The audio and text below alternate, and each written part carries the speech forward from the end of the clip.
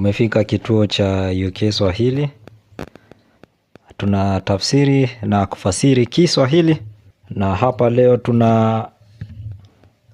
tunaendelea na siri rahisi za biashara. Tukiwa siri ya 20 na mada ikiwa usikubali woga ikufanye dhaifu. Ni vema uzidi kusonga mbele. Ieleweke, hatujasema kusonga mbele bila uhakika na matokeo ya baadaye ni rahisi. Hatujasema haina ugumu wake. Lakini hii ni hulka lazima uwe nayo ikiwa unaazimia kufaulu maishani na kwa biashara na uongozi pia. Utatoa woga vipi? Jibu rahisi ni kusema hatutoi woga, ama tuseme woga hautoki kabisa. Hamna yeyote ameishi hii dunia ambaye hajakumbana na changamoto. Wewe itakuwaje na dhamana gani uwe wa kwanza bila shaka, ama uwe wa kwanza bila shida? Haimaanishi hatuwezi kupambana na woga.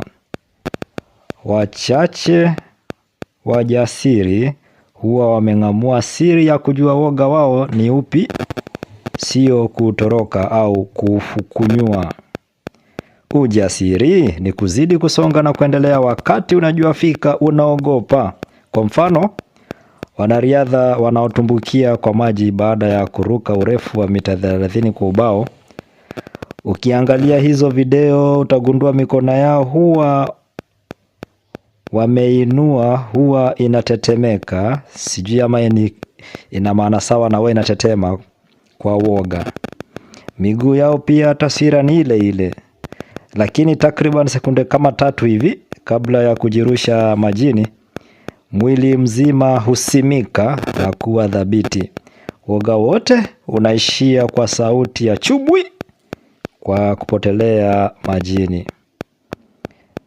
Hebu fikiria wazima moto, wanajua hatari za kuingia kwa nyumba zenye miale ya moto. Lakini wanaamua lolote liwe kufakinisha ameokoa manusura walio kwa hatari. Basi usijione mdogo au mdhaifu ukipatana na woga. Kugundua huo woga ndio ishara kuwa unajua athari za magumu unayoyapitia. Hii ndio ishara haupo mbali kupata ujasiri wa kufanya maamuzi magumu. Kwa hivyo kufupi tunasema ukigundua woga ama ukijua una woga ni ishara nzuri, tena ni ishara ya utu uzima, ama una akili zako zinafanya kazi timamu. Basi nitaelezea kwa hekaya hapa. Kuna barobaro fulani alikuwa na uraibu wa kuendesha motaboti baharini. Yeye na mkewe hamazoea kuona meli kubwa zimepakia containers kibao. Mwanzoni waliogopa ingekuwaje hii mizigo ikiwaangukia. Ingekuwa hatari haswa usiku, sababu huwa vigumu kuziona hizo mizigo. Hizi meli zimekuwa nyingi ikilinganishwa na wakati alikuwa akibalehe. Wakati huo kujaza mizigo kwa meli ilichukua muda na watu wengi zaidi.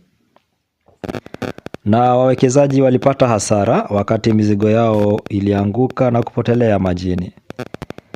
Lakini mwaka 1956 kuna jamaa aliitwa Malcolm McLean akaja na mbinu mpya.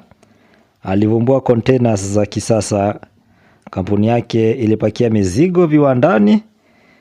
Yaani wakati zikikuja kwa baharini ama zikiwekwa kwa meli, mizigo ikifika bandarini ni kuinuliwa tu na kreni na kupangwa. Haikuwa tena na haja ya kuzifungua zile container kuangalia nini iko ndani. Hivyo basi ndio kampuni ya McLean walipata wateja dunia nzima. Wale wafanyikazi wote wa kupakia meli hawakuhitajika tena. Walijipata kwa hali sawa na wale wa kuondoa vinyesi vya farasi barabarani kwa zile siri ya awali. Wengi waliogopa ufukara na kumkasirikia mvumbuzi wa McLean Freight Containers ambazo tunazijua kwa leo. Kumbuka tulitaja awali Dunia inatawaliwa na muda, au kwa lugha ya kisasa kuna majira na misimu ya kila kitu, ama misimu tofauti. Je, utapambanaje na uoga? Hakuna njia nyingine, ni kushikilia pembe zake na kugaragazana na uoga, hamna kuepuka. Mabadiliko yote huja na uoga kama mapacha wake. Yaani kwa ufupi tunasema lazima upambane na uoga peupe moja kwa moja. Ama kama jamii fulani ya kule Kenya wanasema mundu kumundu. Wachache kati yetu ni bora kupigana na uoga. Uzuri ni eti sote tunaweza kujifunza, kubadilika na kukubali uoga bila kutikisika. Kila mmoja wetu anaweza kujiboresha. Tofauti kati ya wanyama na binadamu ni kuwa kangaroo, ngamia na panya watabaki pale pale miaka 5 baadaye, hamna mabadiliko. Lakini ukiingia kwa binadamu ni tofauti. Huwa tunaona raha kuboresha maisha yetu kwa kubadilika. Na bila kutumia maneno mengi utahitaji kujifunza ujuzi mara kwa mara. Ukimaliza hii mada utajua zaidi namna ya kujitoa kwa minyororo ya uoga. Natumai mnaendelea kufuata na kujisajili na UK Swahili. Ukipata nafasi bonyeza kitufe cha subscribers, alafu unaweza shirikiana na wenzako. Haya, tukiendelea. Binadamu wengi tunaogopa kufanya kosa. Tunajua makosa yakifanyika tutapoteza kila kitu kwa maisha na eti tutaingia kwa uchochole. Watadhani kila kitu kimeenda mrama ama kimeenda segemnege. Uzuri ni eti maisha yetu hayafuati matukio kama wengi wanavyofikiri. Kama tunavyojipata tumeingia kwa dhambi, basi sio kawaida kuingia kwa dhambi makusudi. Na hivyo basi huwa hatufanyi kosa tukitaka. Makosa hayaepukiki, tukubaliane. Kwa biashara na maisha kwa jumla tutafanya makosa. Utatenda dosari ambayo itafanya mabaya yafanyike. Mabaya na kunradhi, makosa hayaepukiki, yatafanyika. Sasa basi tufanyaje? Ukiwa unafanya biashara bomba, familia itafurahia huduma yako. Jamii inaona umuhimu wako. Hata ukikuwa na dosari, ufanye kosa, usiogope kuanguka mara kadhaa. Kuwa na uoga na uendelee na maisha. Usikubali uoga ikuzidie nguvu. Toa wasiwasi kuwa utafanya kosa. Hata ukikosea na uanguke, ni vyema uanze upya. Angalau wakati huu unajua mambo fulani tayari, kwa hivyo hautakuwa unaanza toka mwanzo ama tangia mwanzo.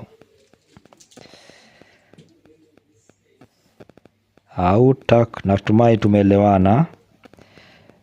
Tukimalizia tutasemaje? Ukiwa huna bidii kufikia malengo yako, kuanza upya kwa taaluma, basi hautawahi kuwa na uoga. Na wewe maendeleo na kukua na kimaisha usahau kabisa. Yaani kwa ufupi nikimalizia na kusema, huwezi kuwa unaogopa kufanya makosa. Lazima ukubali makosa, na makosa ndiyo njia mwafaka ama ndiyo njia ya kipekee ya kujifunza upya. Haya, hiyo ndio siri ya 26, ama kama Waswahili wa kule Mijikendo wanasema siri ya 26. Hadi wakati mwingine, kwa heri ya kuonana.